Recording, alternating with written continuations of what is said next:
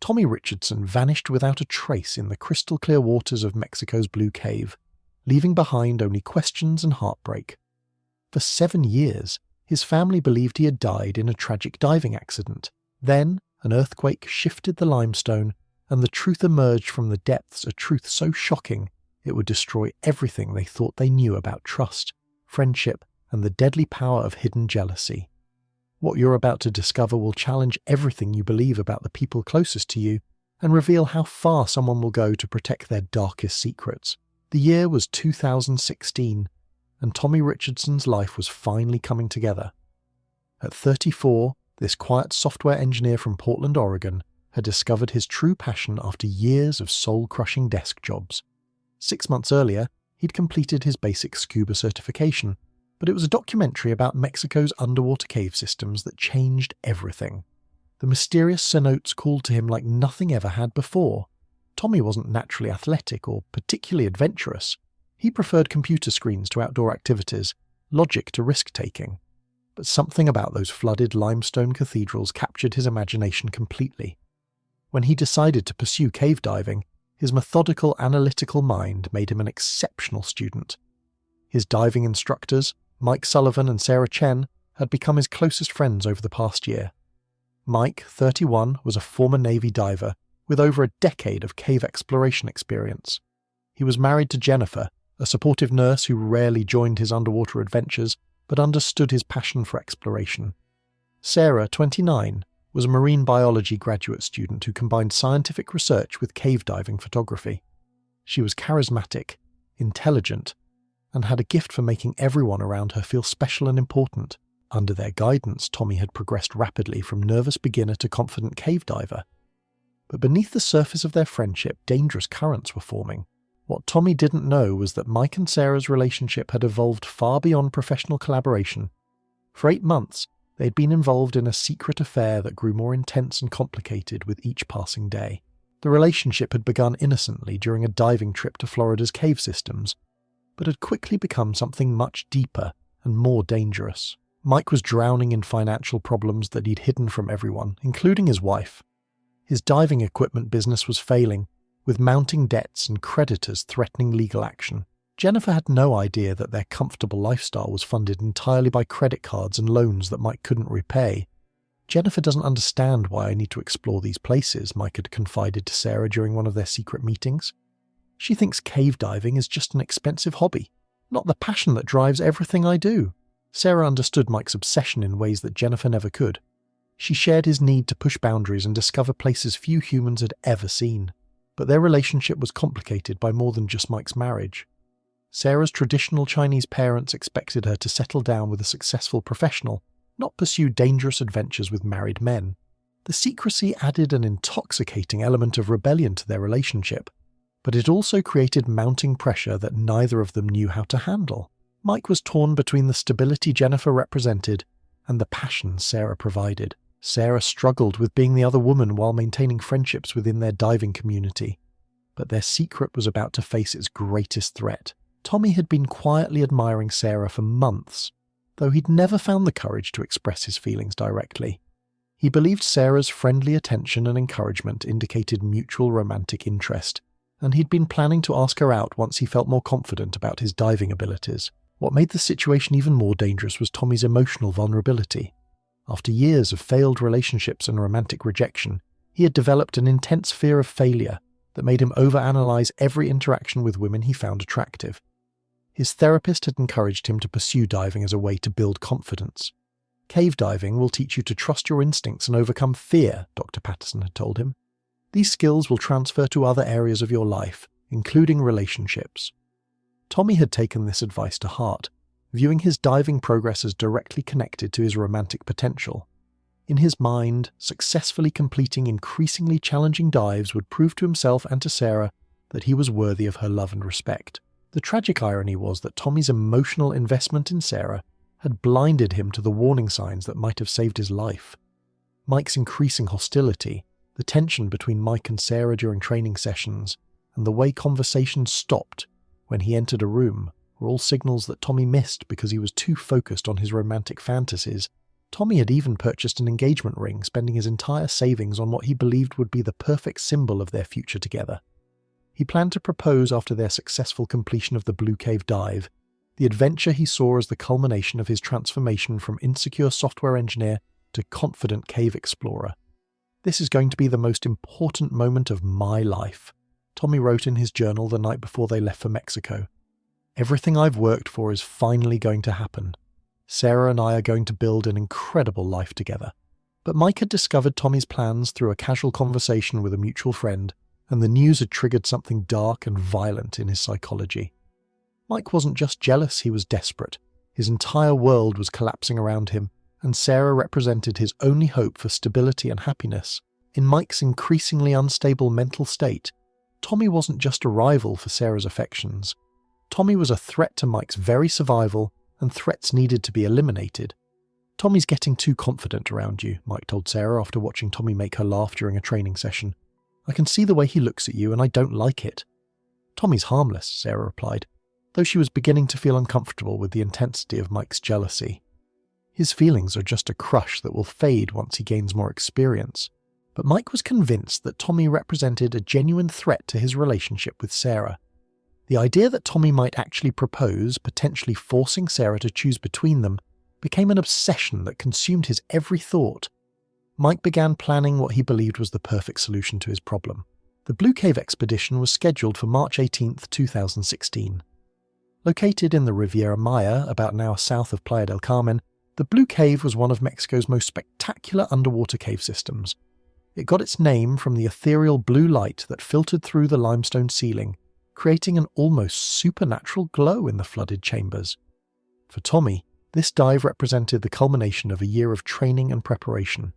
It would be his first true technical cave dive, requiring specialized equipment and navigation skills that would test everything he'd learned. More importantly, it would be the romantic adventure he planned to share with the woman he believed he was falling in love with. Tommy had invested in a high-quality helmet camera system specifically for this dive, wanting to document every moment of what he expected to be the adventure of a lifetime. His methodical nature meant he wanted to capture and preserve every detail of this milestone achievement. "I want to remember everything," Tommy explained as he tested the camera system. "This is probably going to be the coolest thing I've ever done." Mike watched Tommy's obvious excitement with growing resentment, but he was also developing a plan that would use Tommy's camera against him. Mike had been exploring the Blue Cave for years and knew its layout intimately, including passages that weren't included in any recreational diving guides. Mike understood which areas of the cave system were unstable, which passages led to dead ends, and how easy it would be for an inexperienced diver to become lost if they were guided away from the main route. He had spent weeks studying the cave's geological structure, identifying areas where rockfalls had occurred naturally, and determining which sections would be most suitable for staging an accident. "Tommy's helmet camera is going to record everything," Mike mentioned to Sarah as they prepared their equipment, though he didn't reveal that he was counting on the camera to document what would appear to be a tragic accident. Their resort, Casa Cenote, was a small operation that catered specifically to serious cave divers. The owner, Carlos Hernandez, had been operating cenote dives for over 20 years and was intimately familiar with every cave system in the region. Carlos immediately noticed the tension within the group during their arrival briefing. As an experienced guide, he had learned to read the dynamics between diving partners, and something about Mike, Sarah, and Tommy's interactions concerned him. In cave diving, trust and communication are everything, Carlos emphasized during his safety lecture. Any personal conflicts or unresolved issues can become life-threatening underwater. The three Americans assured Carlos that they had no conflicts, but he remained concerned about the dynamics he was observing. Mike seemed overly controlling about dive plans, while Sarah appeared distracted during their discussions. Tommy, meanwhile, was completely absorbed in preparing for what he expected to be the most important week of his life. During their practice dives in the days leading up to the Blue Cave expedition, Mike began subtly testing Tommy's responses and decision-making processes. He would create minor emergencies to see how Tommy would react under stress, ostensibly for safety reasons, but actually to study his behavior patterns. "Your regulator seems to be free-flowing," Mike announced during one training dive, though he had secretly adjusted Tommy's equipment to create the problem. Tommy handled the simulated emergency perfectly, following proper procedures and maintaining his composure throughout the incident. His competent response only increased Mike's resentment, as it demonstrated that Tommy was becoming a skilled diver who might be harder to eliminate through an apparent accident.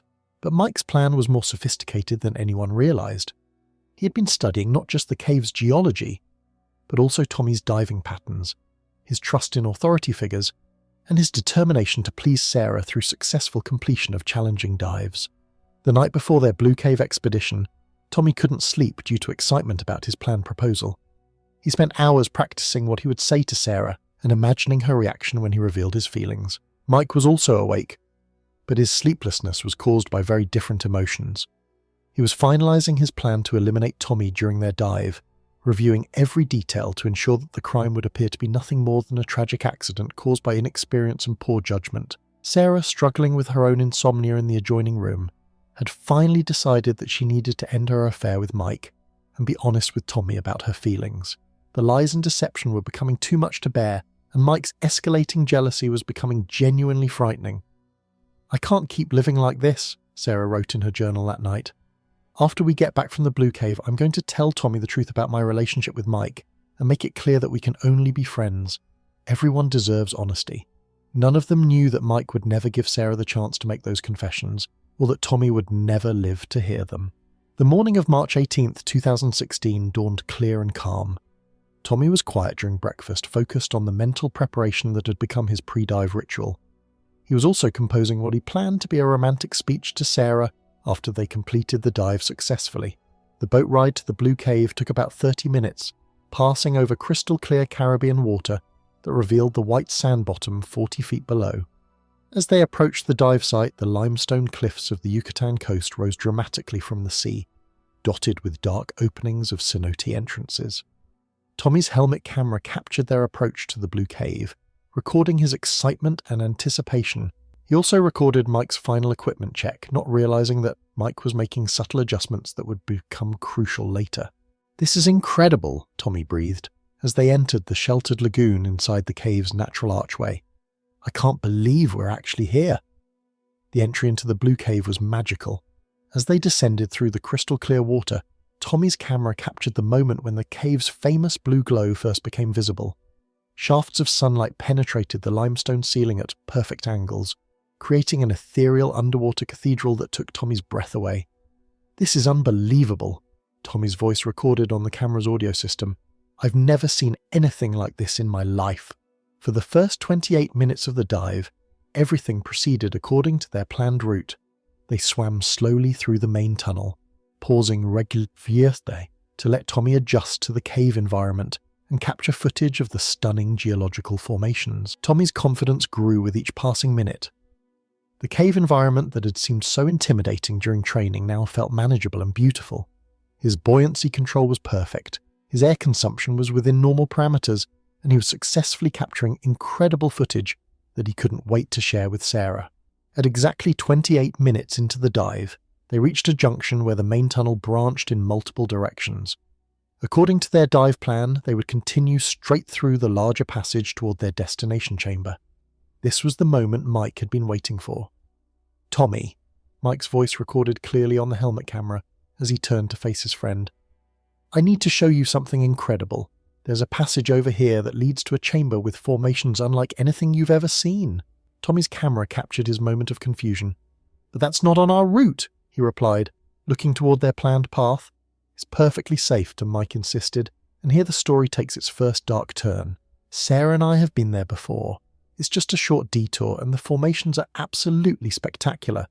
You'll get footage that no other recreational diver has ever captured." What Tommy didn't know, what nobody would know until an earthquake revealed his camera 7 years later, was that Mike was lying. There was no spectacular chamber. There were no incredible formations. There was only a trap that Mike had been planning for weeks. Sarah, who was examining formations in another direction, didn't hear the conversation. Mike had timed this moment carefully, knowing that Sarah would be distracted by her scientific work and unable to intervene. Tommy's camera recorded his moment of hesitation. He looked towards Sarah, then back at Mike, clearly torn between following their safety protocols and exploring what Mike described as an incredible opportunity. But here's the detail that makes this case so tragic. Tommy trusted Mike completely. Despite his inexperience, despite the danger, despite every safety protocol they'd learned, Tommy followed Mike into the darkness because he believed his friend would protect him. "Sarah should come with us," Tommy said, his voice clearly audible on the recording. "She's busy with her research," Mike replied smoothly. "We'll only be gone for a few minutes. By the time she finishes documenting those formations, we'll be back with incredible footage to show her." Mike's tone was convincing and authoritative, exactly what Tommy expected from his experienced instructor. The helmet camera recorded Tommy's decision to follow Mike toward a passage that led away from their planned route and away from Sarah's protection. "This is so exciting," Tommy's voice recorded as they swam into the narrow passage. "I can't wait to see what you want to show me." Mike led Tommy deeper into a section of the cave system that was significantly more complex and dangerous than the recreational areas they had been exploring. The passage narrowed as they swam, and the limestone formations became more delicate and unstable.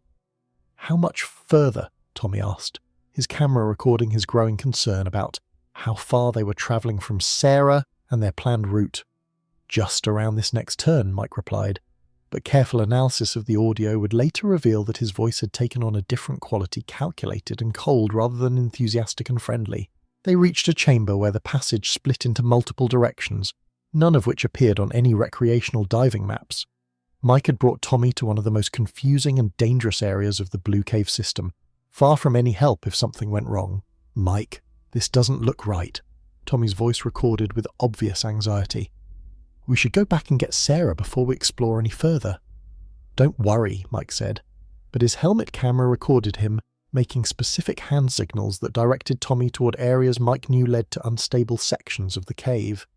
Tommy, still trusting his friend's expertise, followed Mike's directions and swam into a passage that led toward an area where recent geological activity had created a precariously balanced ceiling.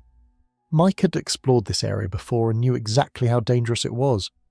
"I'm not comfortable with this," Tommy's voice recorded as they approached the unstable section. "The ceiling looks like it could collapse at any moment." "You're being paranoid," Mike replied, but his own actions contradicted his reassuring words. While directing Tommy toward the dangerous area, Mike himself stayed in safer sections of the passage, positioning himself where he could escape quickly if necessary. Tommy's helmet camera recorded the exact moment when his movement through the unstable area triggered a collapse. Limestone rocks that had been precariously balanced suddenly shifted, but the collapse wasn't random. Mike had positioned Tommy directly under the most unstable section, while keeping himself safely out of harm's way. "Mike!" Tommy's voice called out as rocks began falling around him. "Help me!" But Mike's response, clearly audible on Tommy's helmet camera, revealed the truth about his intentions and would later provide the most damning evidence of premeditated murder. "I'm sorry, Tommy," Mike's voice recorded with chilling calm, "but you should have stayed away from Sarah." Tommy's camera captured his shock and horror as he realized that Mike had deliberately led him into a trap. The rockfall had sealed Tommy into a small chamber with no visible exit, and Mike had positioned himself on the safe side of the collapse where he could escape without injury. "Mike, please," Tommy called out through the rock barrier. "I don't understand what's happening." "You've been pursuing my girlfriend for months," Mike's voice replied with disturbing clarity. "Did you really think I was going to let you destroy what Sarah and I have together?" Tommy's helmet camera recorded his disbelief as Mike revealed their secret affair and his murderous intentions. Even as rocks continued to fall around him, sealing his fate, Tommy struggled to comprehend how his trusted friend could have planned such an elaborate betrayal. "Sarah doesn't know about this," Mike continued, his voice barely muffled by the rock barrier. "She's going to think you made a tragic mistake and got yourself killed. She'll never know that I did this to protect our relationship." Tommy tried desperately to find another way out of the chamber, but the geological formation was solid limestone on all sides, and the rockfall had eliminated the only entrance. His air supply was running low, and his situation was hopeless. "You're insane," Tommy recorded with heartbreaking clarity. "Sarah's going to figure out what you did." "No, she won't," Mike replied confidently, "because you're going to disappear forever, and everyone will believe you die in a diving accident, just like you're supposed to." Tommy's helmet camera continued recording as Mike swam away, leaving him trapped in the collapsed chamber with no hope of rescue. In his final minutes, Tommy documented Mike's full confession and his own realization that his trusted friend had planned his murder out of jealousy and obsession. "If anyone ever finds this camera," Tommy recorded, as his air supply dwindled, "Mike Sullivan murdered me because he was having an affair with Sarah Chen and thought I was a threat to their relationship. He deliberately led me into this trap and triggered the rockfall that's going to kill me." Tommy's final words, preserved forever on his helmet camera, were a message to his family. "Please don't blame yourselves for letting me pursue cave diving. I followed all the safety rules, and this wasn't an accident. Tell my parents I love them and that I died doing something I was passionate about." Meanwhile, Mike returned to Sarah with a carefully rehearsed story about Tommy's disappearance. He claimed that Tommy had insisted on exploring a side passage alone against his warnings and had become separated from the group in the complex cave system. "I tried to stop him," Mike told Sarah, as they frantically searched for their missing friend. "He said he wanted to get footage of some formations, and he swam off before I could catch up with him." Sarah was devastated by Tommy's disappearance and blamed herself for not paying closer attention to his safety. She and Mike spent hours searching the accessible areas of the Blue Cave, but Mike carefully directed their search away from the area where he had trapped Tommy. The official investigation concluded that Tommy had made a fatal error by exploring unmapped areas of the cave system alone. Mike's account of events was accepted without question, and no one suspected that Tommy's disappearance had been anything other than a tragic diving accident. For 7 years, Mike lived with the knowledge of what he had done. His relationship with Sarah continued, though it was complicated by their shared grief over Tommy's death and Sarah's lingering guilt about not preventing the tragedy. Mike eventually divorced Jennifer and married Sarah, using their shared trauma over losing Tommy as a foundation for their relationship. Sarah never suspected that the man she loved had murdered their friend to eliminate him as a romantic rival. But on September 19, 2023, everything changed. A magnitude 7.1 earthquake struck the Yucatan Peninsula, shifting limestone formations that had been stable for millions of years. The seismic activity exposed chambers in the Blue Cave system that had been sealed since Tommy's death, including the small space where his body had remained trapped for 7 years. Cave rescue divers exploring the newly accessible areas made a discovery that would shock the international diving community. Tommy's perfectly preserved body was found in a chamber that showed clear signs of an artificial rockfall, and his helmet camera had continued recording until his air supply was exhausted. When Detective Maria Vega first viewed the helmet camera footage, she had to stop the playback multiple times to process what she was seeing. The video showed not just the circumstances of Tommy's death, but a premeditated murder carried out by someone Tommy had trusted completely. In 20 years of homicide investigation, I've never seen evidence this clear and this disturbing, Detective Vega told her team. The victim literally recorded his own murder, including the killer's confession and motivation. The audio quality of Tommy's helmet camera was surprisingly good, capturing not only the words spoken underwater, but also the emotional tone that revealed Mike's calculating state of mind.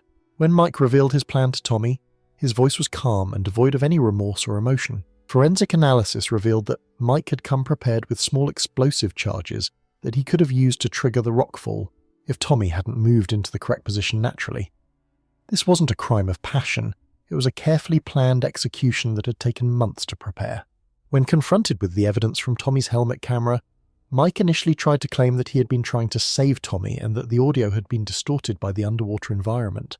But forensic analysis clearly showed Mike's deliberate actions and his confession to the murder.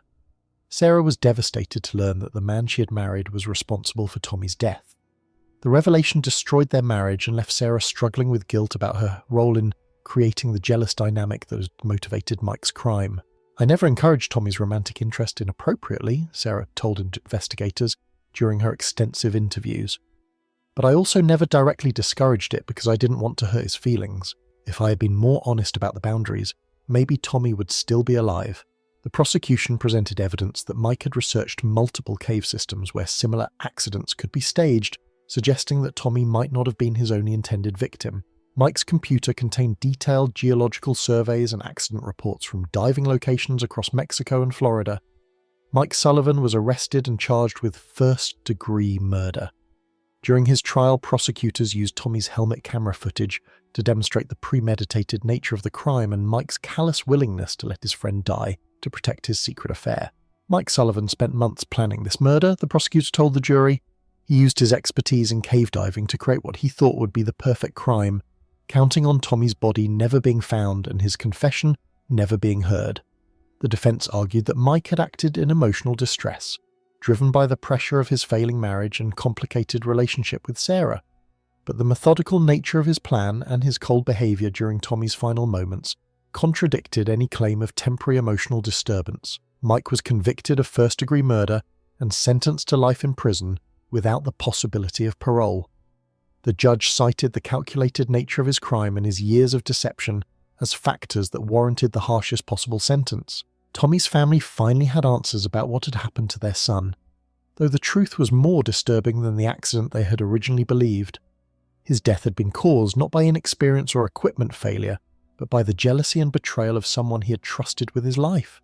Tommy died because he trusted the wrong person, his mother said during her victim impact statement. He thought Mike was his friend, but Mike saw him as an obstacle to be eliminated. The case became a watershed moment for the cave diving community, leading to improved safety protocols that addressed not just technical skills, but also the psychological aspects of team dynamics. The International Cave Diving Association developed new training programs that included conflict recognition and resolution.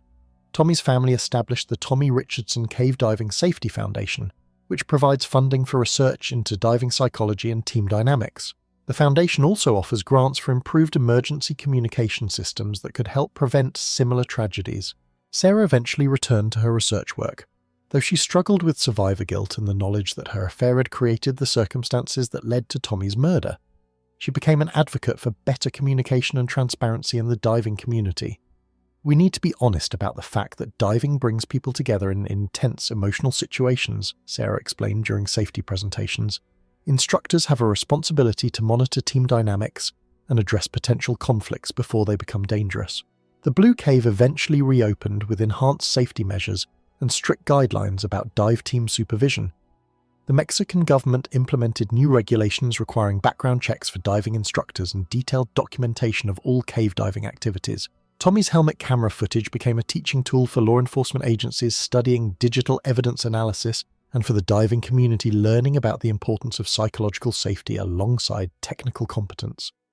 The case also highlighted how modern technology can provide unprecedented insight into crimes, even in the most remote locations. Tommy's methodical documentation of his final dive not only brought justice for his murder, but also created a permanent record of the importance of trust and honesty in all relationships. The ripple effects of Tommy's case extended far beyond the diving community. His story became the subject of academic studies examining how predators use shared hobbies and interests to gain access to victims. Criminal psychology researchers began studying the case as an example of how seemingly normal individuals can compartmentalize their emotions while planning elaborate murders. Rebecca Martinez, a leading expert in criminal psychology, spent months analyzing the personality patterns that allowed Mike to maintain his facade of friendship while planning Tommy's death. Her research revealed disturbing insights into how manipulative individuals can exploit trust and shared passions to create opportunities for violence. The Sullivan case represents a particularly sophisticated form of predatory behavior, Dr. Martinez explained in her published research. The killer's ability to maintain normal relationships while planning murder suggests a level of psychological compartmentalization that's rarely documented in domestic homicide cases. The study revealed that Mike had exhibited several warning signs in the months before Tommy's murder that were missed by everyone around him.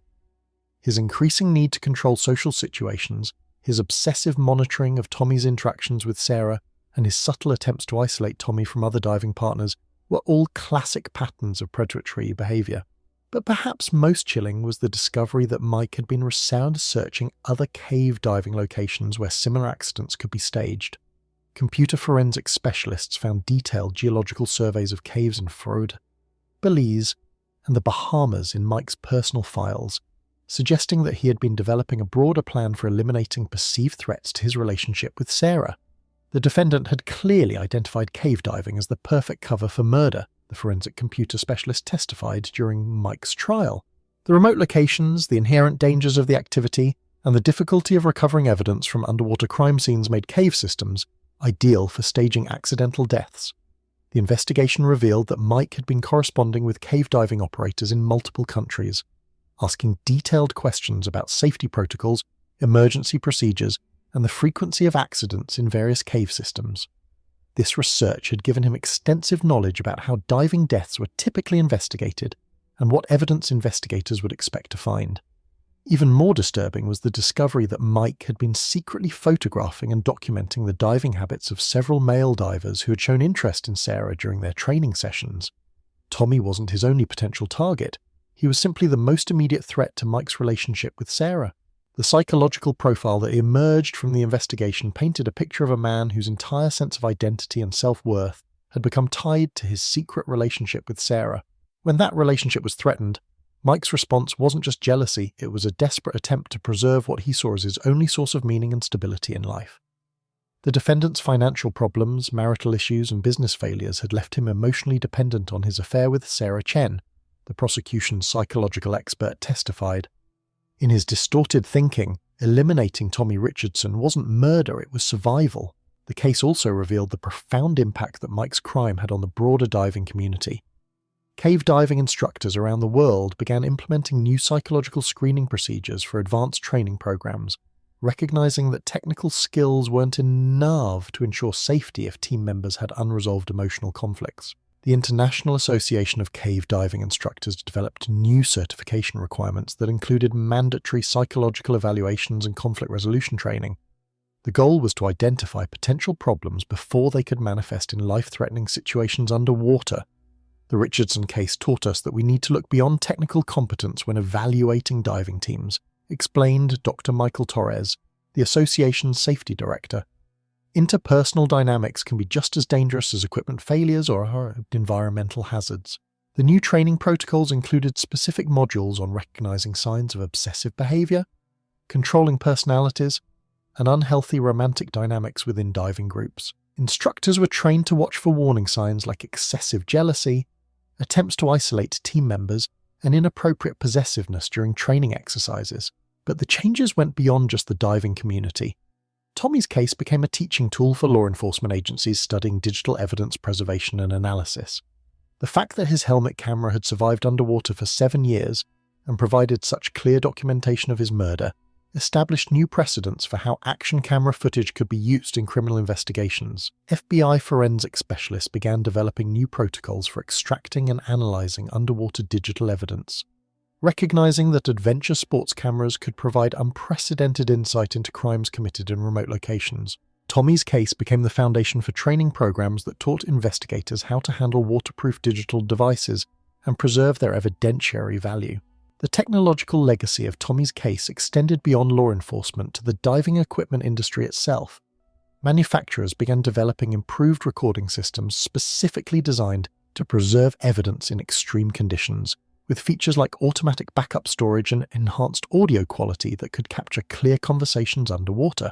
These advances had applications far beyond diving, including mountaineering, extreme sports, and search and rescue operations. Tommy's unintentional documentation of his own murder had inadvertently advanced the technology used to investigate crimes in challenging environments around the world. The case also had a profound impact on how the legal system handled crimes committed in international waters or foreign countries. Tommy's murder had occurred in Mexican territorial waters but involved American citizens, highlighting the need for better cooperation between international law enforcement agencies. The successful prosecution of Mike Sullivan established new precedents for how digital evidence could be used across international boundaries and how different countries could coordinate their investigations of crimes involving their citizens abroad. The case became a model for international cooperation in complex criminal investigations. Perhaps most importantly, Tommy's story became a powerful educational tool for recognizing and preventing domestic violence and stalking behavior. While Mike's obsession with Sarah had seemed like normal romantic jealousy to casual observers, experts recognized it as a pattern of controlling behavior that often escalates to violence. Domestic violence prevention organizations began using Tommy's case to illustrate how quickly possessive behavior can escalate and how important it is for friends and family members to recognize warning signs before they become deadly. Sarah's experience of being trapped in a secret relationship with an increasingly controlling partner became a case study for understanding the psychology of abusive relationships. Sarah Chen's situation illustrates how victims of controlling partners can become isolated and unable to recognize the danger they're in, explained Dr. Jennifer Walsh, a domestic violence prevention specialist. The secrecy of their affair prevented her from getting outside perspective on Mike's increasingly disturbing behavior. The case also highlighted the particular vulnerability of people pursuing adventure sports or other high-risk hobbies. The trust required for activities like cave diving, mountaineering, or extreme sports can create opportunities for predators to exploit their victims' dependence on their expertise and guidance. Adventure sports organizations around the world began implementing new safety protocols that addressed not just environmental hazards, but also the risk of interpersonal violence within adventure sports communities. These protocols included background checks for guides and instructors, mandatory reporting procedures for concerning behavior, and enhanced communication systems that could summon help in emergency situations. Tommy's family channeled their grief into creating lasting change through the Tommy Richardson Cave Diving Safety Foundation. The foundation's work extended beyond diving safety to include research into adventure sports psychology, predatory behavior recognition, and victim advocacy programs.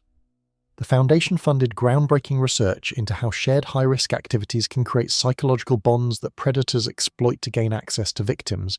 This research helped develop new screening procedures and safety protocols that have been adopted by adventure sports organizations worldwide. Tommy believed that cave diving could help the people overcome their fears and build confidence.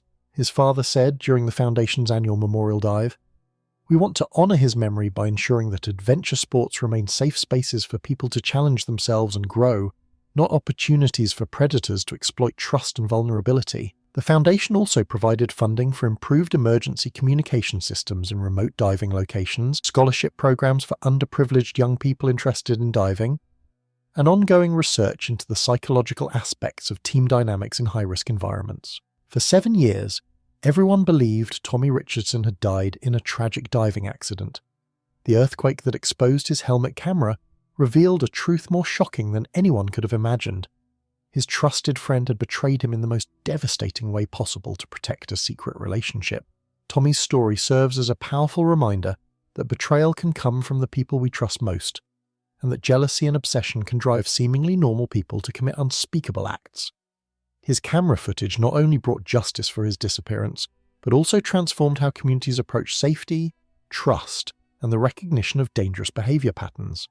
The adventure that was supposed to be the culmination of Tommy's diving dreams instead became his final resting place, sealed by the jealousy of a friend who valued his secret relationship more than Tommy's life. But even in his final moments, Tommy's analytical approach to documentation ensured that the truth would eventually surface, bringing justice to a case that had been buried under tons of limestone for 7 years.